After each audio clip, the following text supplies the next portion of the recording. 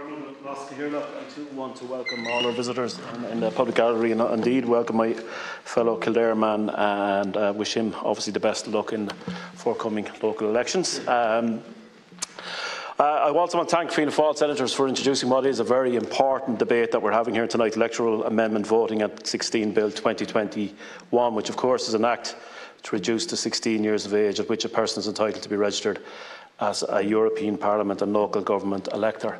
And that is the debate that we're having this evening. It's a timely one for me as well, Las Caoirleach, because on my way into Leinster House today, I met up with the transition year class in the excellent Cross and Passion Secondary School in Kilcullen, along with their teacher, Mr. Seanad, and we discussed this bill that would be before us here tonight.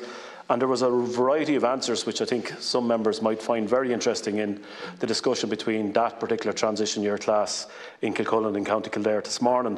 A number of students felt that at 16 years was too young, and they felt that they would be not mature enough to make an informed decision.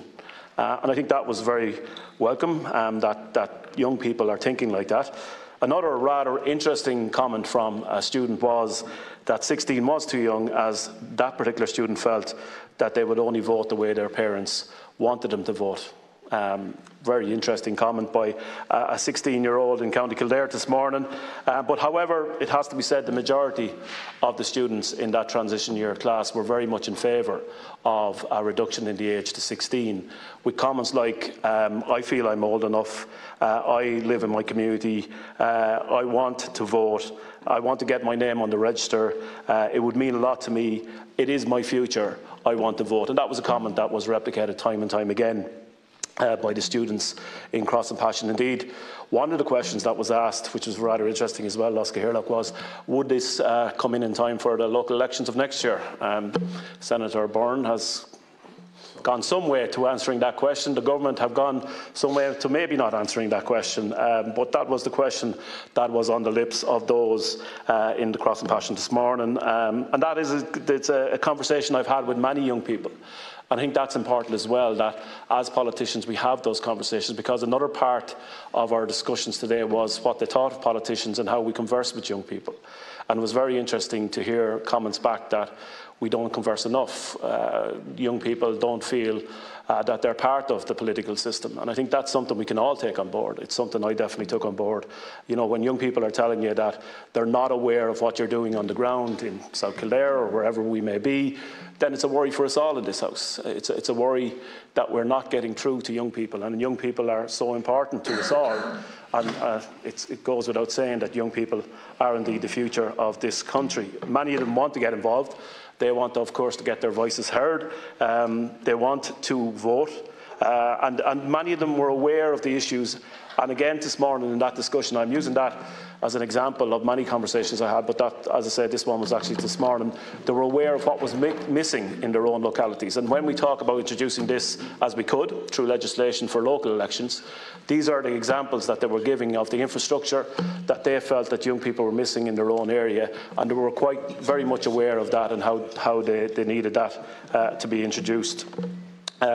Obviously, it's a bill that the Labour Party have supported in the past in this House. We would support it again. It's one that Labour youth have consistently supported and campaigned on in reducing the age to 16, and it's something I thank them for, because that too is important, that as political parties we all have that youth wing that can keep us all informed of what's happening on the ground, particularly at that particular age. And maybe, I suppose, this bill can be the vehicle that we engage all those 16 and 17-year-olds and engage more with them and bring them around that politicians do actually care and that politicians want 16 and 17-year-olds involved in politics. We want to hear their views.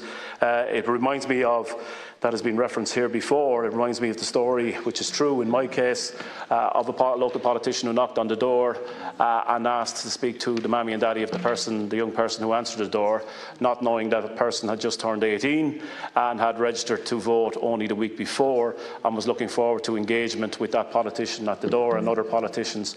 So you can just think that when I knocked on the door and discussed, as others have suggested here tonight, with that young 18-year-old, they were very keen to let me know that story and let me know as well that they would not be voting for that person who did not engage with them at the door, because Our young people want to be engaged with politics, and I think that's the message we're all putting out here tonight. They want to hear their voices. They want to vote at 16. The vast majority of those today I spoke to, they want their voice heard at 16. Yes, of course, there were those that felt they were not mature enough, and their voices and their opinions matter too.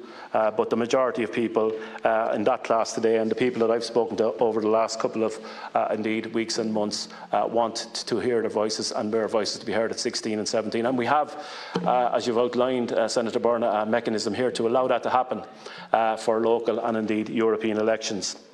So I suppose in supporting the bill tonight, a conversation has been said that we've heard this discussion before. We're obviously going to hear from the Minister in relation to a postponement or another can down the road. That's not good news for those young people I spoke to today. Well, whatever can it is, unfortunately, it's heading down the road again. And here we are again, as Senator Warfield has just stated. So look forward to what the Minister is saying. Maybe he's going to change his mind when he hears all of what we said tonight. I again thank Senator Byrne and his colleagues for introducing this, but most importantly, the majority of 16-year-olds that I speak to on a daily and indeed weekly basis want their voices, they want their vote. Cormac, good luck.